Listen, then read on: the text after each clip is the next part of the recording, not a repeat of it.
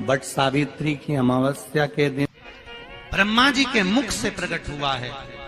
सौभाग्यवती नारियां अखंड सौभाग्य के लिए बट सावित्री का व्रत आप लोग करते होंगे, कई लोग अखंड सौभाग्य के लिए करेंगे, क्योंकि इस बट के पेड़ के नीचे भगवान विष्णु शंकर जी से विनती करे थे वर के लिए, इसलिए अखंड सौभाग्य का देने वाला, जिसका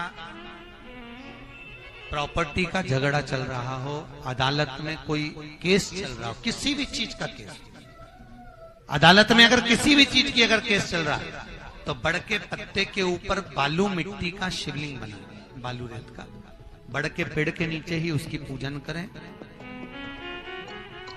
उस पे 3 चम्मच दही चढ़ा दें,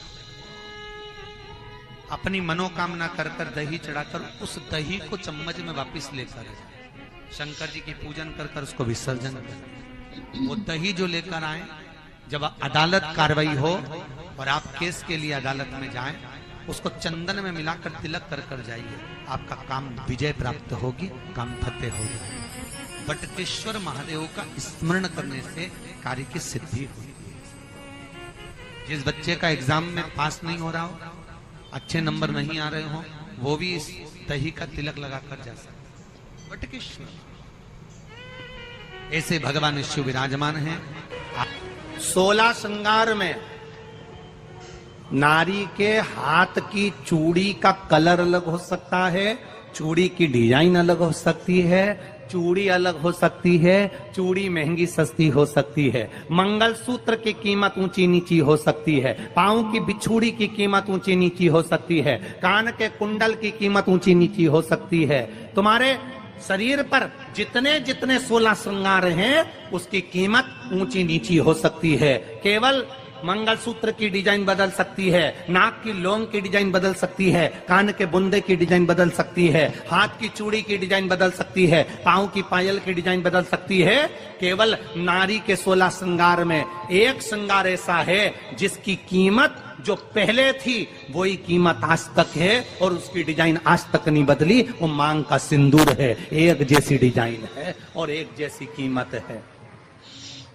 सारे श्रृंगार की कीमत अलग, पर मांग में जो सिंदूर डाला जाता है वो एक कीमत का होता है, एक डिजाइन का होता है और एक जैसा होता है, और वो सबसे भारी होता है। सावित्री यमराज से कह रही है मेरे पति को छोड़ दो। यमराज कह रहा है सावित्री तेरा पति मर चुका है, मांग के सिंदूर को पोंछ दे। सावित्री कहती है पूरा श्रृंगार उतार दूंगी पर मांग का सिंदूर नहीं पूछने दूंगी। तब यमराज ने कहा जब तक तू मेरे मांग का अपनी मांग का सिंदूर नहीं उतारती तब तक तू मेरे पास नहीं आ सकती। भगवान यमराज से सावित्री ने कह दिया मैं भी तुझे वचन देती हूं यमराज, मेरी मांग में जब तक सिंदूर है, जैसे सीता ने लाइन, लक्ष्मण जी ने लाइन खींच दी थी और सीता पार नहीं जा सकती थी, मैं भी तुझे वचन देती हूं जब तक नारी की मांग में सिंदूर है तब तक तू उसके पति को उसके सामने लेकर नहीं जा सकता, ये भी मैं तुझे कह देती हूं। यमराज भैंसे पर सवार होकर सत्यवान को लेकर जा रहा था, सावित्री से वचन पर वचन चल रहे थे, अड़ के पेड़ के नीचे छोड़कर आए। क्या चाहिए तुझको, क्या चाहिए तुझको, क्या दूं मैं तुझको,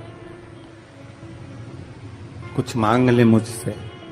सावित्री कहती है क्या दोगे आप, मेरे पति के प्राण दे दो बस वापिस, और कुछ नहीं चाहिए। यमराज यमलोक में प्रवेश करने लगा, मांग के सिंदूर में से थोड़ा सा सिंदूर सावित्री ने केवल हाथ में लेकर अपनी बिंदी पर जो लगाया, सत्यवानंद को लेकर यमराज अंदर नहीं जा पाया। बाहर खड़े होकर कहता है मांग ले, मैं तुझे एक वचन नहीं, तू बोले तो मैं 2 वचन दे देता हूं, तू बोले तो मैं 3 वचन दे देता हूं, तू मांग क्या चाहिए। तब सावित्री ने कहा देना चाहते हो, हाँ।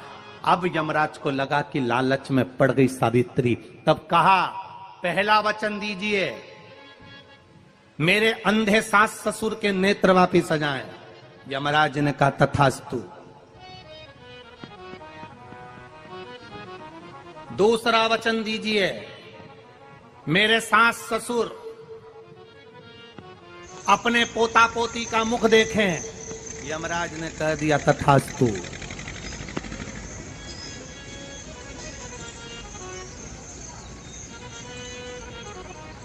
जाओ।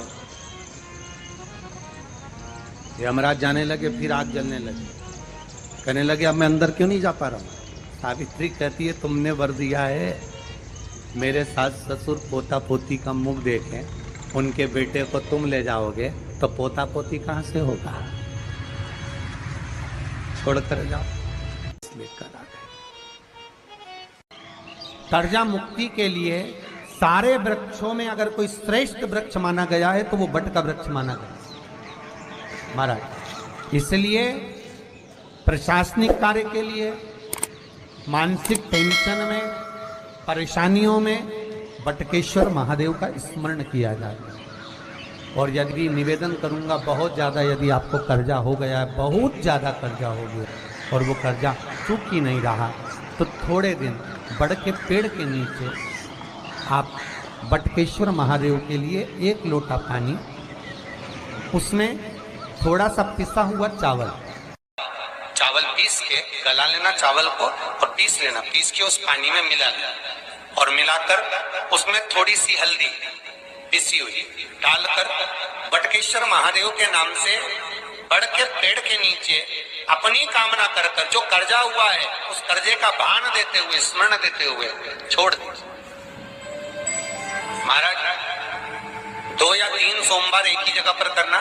3 सोमवार बाद वहीं से बड़ के पेड़ की थोड़ी सी जड़ उठा लाना और उस जड़ को कोई धागे में बांधकर या तो अपने गले में डाल लो या अपनी जेब में पटक लो, उसको थोड़े दिन पटक कर रखना, लगभग 2 से 3 महीना पटक कर रखो।